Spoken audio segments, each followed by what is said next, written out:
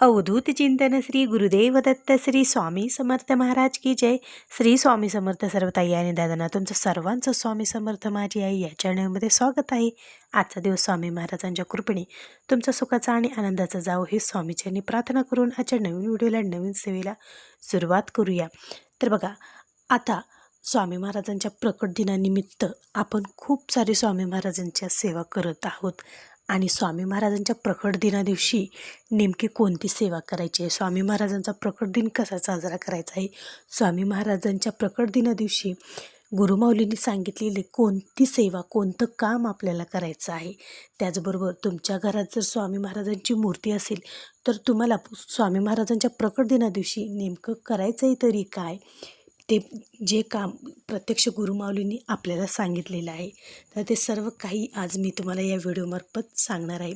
आता बघा, आपण याबद्दल बरेचसे माझ्या चॅनलवर व्हिडिओ अपलोड आहेत, पण बऱ्याच ताई आपले सबस्क्राईबर नवीन आहेत, मग त्यांना या सेवेबाबत थोडीशी माहिती हवी आहे. कारण खूप साऱ्या कमेंट येत आहेत की ताई, आम्हाला खूप लेट झाला तुमचा व्हिडिओ पाहिला, मग आम्हाला आता सेवा करणं शक्य नाही, मग आम्ही कोणती सेवा करावी किंवा काय करावं. तर त्यांच्यासाठीच हा आजचा व्हिडिओ आहे. बघा ताईनं, तुम्हाला तुमच्यापर्यंत जर व्हिडिओ सेवेचा लेट आला असेल, तुम्हाला सेवा करणं शक्य नसेल, तर आवर्जून तुम्हाला स्वामीच्या प्रकट दिना दिवशी निदान ही तरी सेवा, हे तरी एक काम नक्की तुम्ही करा. बघा, तुम्हाला काय करायचं आहे, स्वामी महाराजांच्या प्रकट दिना दिवशी आपण खूप सारी सजावट, खूप छान अशी स्वामी महाराजांच्या प्रकट दिनाची तयारी करणार आहोत. तर बघा, स्वामी महाराजांना आपण वर्षभर काही ना काही मागत असतो. आपल्या इच्छा, आपल्या अडचणी, आपले सुख दुःख सर्व काही स्वामी महाराजांना आपण सांगत असतो. आणि आपल्या ह्या जे काही इच्छा आहेत ते नेहमी वाढत जातात.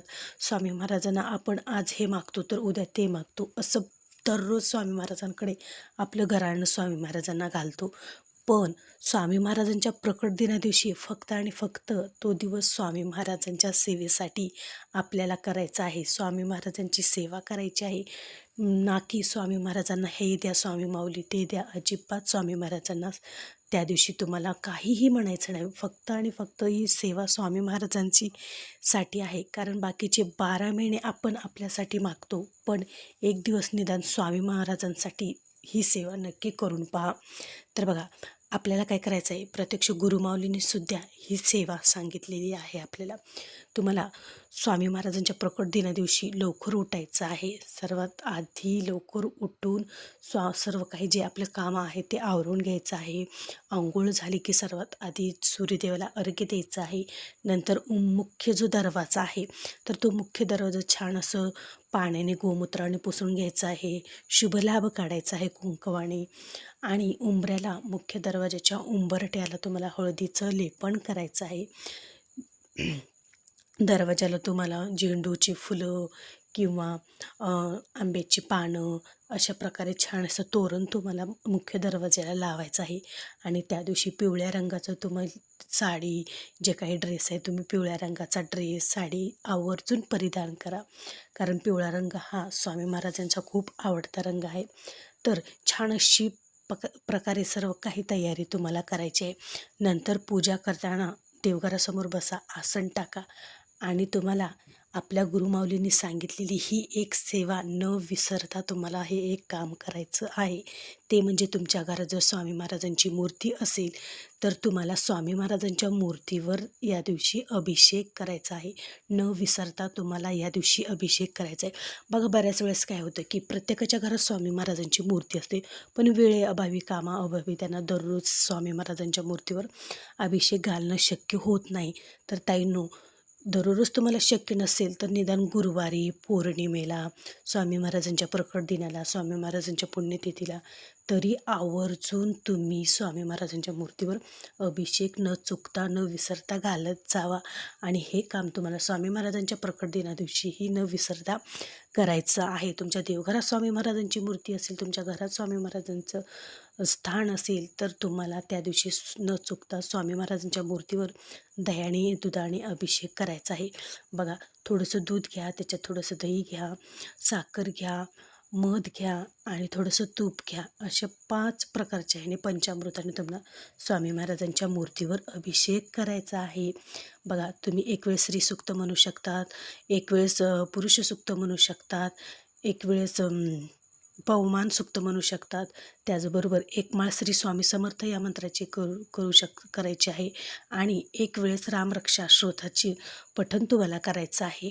अशा प्रकारे हे मंत्र स्तोत्र म्हणून तुम्ही स्वामी महाराजांच्या मूर्तीवर या दिवशी तुम्हाला जप करायचा आहे. हे मंत्र म्हणणं शक्य नसेल तर फक्त श्री स्वामी समर्थ, श्री स्वामी समर्थ या मंत्राचा जप करून तुम्हाला स्वामी महाराजांच्या मूर्तीवर छानपैकी अभिषेक करायचा आहे. नंतर स्वच्छ कोरड्या कपड्याने स्वामी महाराजांची मूर्ती सर्व काही स्वच्छ करून घ्यायची आहे अभिषेक झाल्यानंतर. आणि नंतर स्वामी महाराजांना तुम्हाला वेगळी त्या दिवशी आवर्जून स्वामी महाराजांना वेगळी पूजा मांडणी तुम्ही करा. जागा नसेल तर देवघरात करू शकतात, पण जागा जर असेल तर आवर्जून छोटासा चौरंग घ्या, त्याच्यावर लाल किंवा पिवळ्या रंगाचं, शक्यतो पिवळ्या रंगाचं वस्त्र तुम्ही अंथरा. त्याच्यावर छानपैकी स्वामी महाराजांची मूर्तीची स्थापना करा आणि स्वामी महाराजांना हिना अत्तर, स्वामी महाराजांच्या आवडतं हिना अत्तर स्वामी महाराजांना लावा. आणि स्वामी महाराजांची वस्त्र त्या दिवशी तुमच्याकडे वस्त्र जर स्वामी महाराजांना तुम्ही परिधान करत असाल तर त्या दिवशी पिवळ्या रंगाचं स्वामी महाराजांचं वस्त्र स्वामी महाराजांना घाला. आणि स्वामी महाराजांच्या आवडतं पिवळ्या रंगाचं फूल तुम्हाला त्या दिवशी आवर्जून स्वामी महाराजांना तुम्हाला ठेवायचं आहे. आणि पिवळ्या रंगाची विविध रंगाची फुलं, पण जास्तीत जास्त पिवळ्या रंगाची फुलानं छान अशा प्रकारे सजावट करायची आहे. प्रत्येकाची इच्छेनुसार तुम्ही खूप सारी सजावट करू शकतात किंवा तुम्ही सजावट खूप सारी नाही केली तरी पण चालते. ज्याच्या त्याच्या इच्छेनुसार तुम्ही या दिवशी छान अशी सजावट करू शकतात. त्याचबरोबर स्वामी महाराजांच्या आवडता पुरणपोळीचा नैवेद्य, बेसनाचे लाडू या दिवशी तुम्हाला आवर्जून करायचे आहेत. कारण स्वामी महाराजांचा प्रकट दिवस आहे, मग काहीतरी गोडधोड तर करायलाच पाहिजे. मग आपण आवर्जून या दिवशी पुरणपोळीचा स्वयंपाक किंवा बेसनाचे लाडू स्वामी महाराजांसाठी आवर्जून बनवायचे आहे. त्याचबरोबर या दिवशी तुम्हाला त्रिकाळ आरतीही करायची आहे. आता बघा, केंद्रामध्ये त्रिकाळ आरती होते. 8:30 वाजता एक आरती होते, 10:30 वाजता एक होते आणि सायंकाळी 6:30 वाजता एक होते.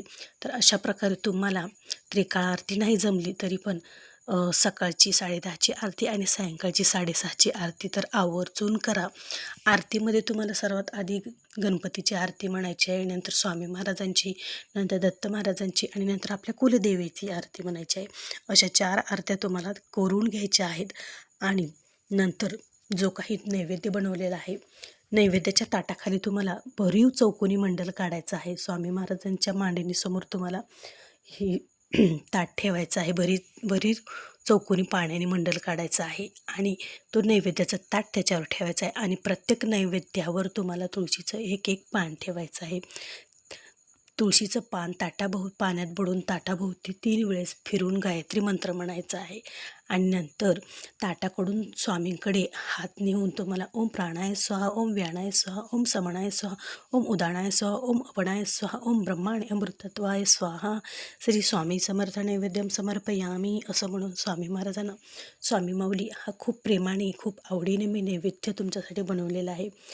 जो काही तुम्ही बनवलेला आहे तो स्वामी महाराजांना नैवेद्य ठेवा आणि स्वामी महाराजांना प्रार्थना करा की नवीन वर्षाची सुरुवात झालेली आहे आणि मराठी आपलं नवीन वर्ष सुरुवात झालेलं आहे आणि स्वामी महाराज तुमचा प्रकट दिन आज आहे.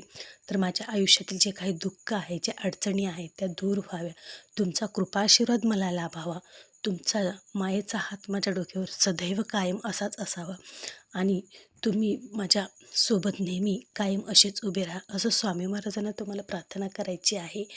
आणि त्या दिवशी स्वतःसाठी आपण न काही मागता स्वामींसाठी ही सेवा आवर्जून करा. तुम्हाला त्या दिवशी स्वामीचरित्र सारामृताचं एक तरी निदान पारायण करायचं आहे. 1 ते 21 अध्यायाचं तुम्हाला स्वामीचरित्र सारामृताचं पारायण करायचं आहे. 11 वेळेस श्री स्वामी समर्थ या मंत्राचा जप करायचा आहे. 11 वेळेस तारक मंत्र म्हणायचा आहे. ही सेवा तुम्हाला आवर्जून स्वामी महाराजांच्या प्रकट दिना दिवशी करायची आहे न विसरता. तर ताईंनो, जितकी होईल तितकी सेवा तुम्ही या दिवशी करा आणि आवर्जून स्वामी महाराजांच्या प्रकट दिना दिवशी आता आपण घरी तर सर्व काही सजावट करणार आहोत. स्वामी महाराजांचा प्रकट दिन घरी तुम्ही करणार आहोत, पण तुमच्या जर जवळ आसपास स्वामी महाराजांचं केंद्र असेल तर तिथे आवर्जून या दिवशी जावा, किंवा तुम्ही स्वामी महाराजांच्या अक्कलकोटला या दिवशी आवर्जून जावा. बघा, का बरं जायचं, तर स्वामी महाराजांचा प्रकट दिवस आहे आणि जितकी एनर्जी, जितकी प्रसन्नता केंद्रामध्ये असते, अक्कलकोटमध्ये असते, तितकी प्रसन्नता आपल्या घरामध्ये नसते. कारण आपल्या घरामध्ये एक वेळेस बाहेरील बाधा, निगेटिव्हिटी घरामध्ये निर्माण होऊ शकते, पण स्वामी महाराजांच्या केंद्रामध्ये, स्वामी महाराजांच्या अक्कलकोटच्या दरबारामध्ये या निगेटिव्हिटीला, बाहेरील बाधाला कसलासुद्धा थारा तिथे नसतो. तिथे फक्त प्रसन्न वातावरण, आनंदमय वातावरण, आणि तिथे आपण जाऊन स्वामी महाराजांचं दर्शन घ्यायचं, 5-10 मिनिट तिथं जप करत बसायचं आणि नंतर आपल्या घरात यायचं. बघा, ती प्रसन्नता, ती पॉझिटिव्हिटी आणि स्वामी महाराजांचा आशीर्वाद प्रत्यक्ष आपल्या घरी येतो. त्याच्यामुळे आवर्जून या दिवशी केंद्रामध्ये, स्वामी महाराजांच्या मठामध्ये आणि स्वामी महाराजांच्या दरबारात अक्कलकोटला आवर्जून शक्य असेल तर नक्की जावा. तर असा होता आजचा व्हिडिओ. तुम्हाला जर आवडला असेल तर एक लाईक नक्की जरूर करा आणि कमेंटमध्ये श्री स्वामी समर्थ लिहायला अजिबात विसरू नका. भेटू पुन्हाच अशा एका नवीन व्हिडिओसोबत, नवीन सेवेसोबत. तोपर्यंत माझ्या सर्व ताई आणि दादांना श्री स्वामी समर्थ.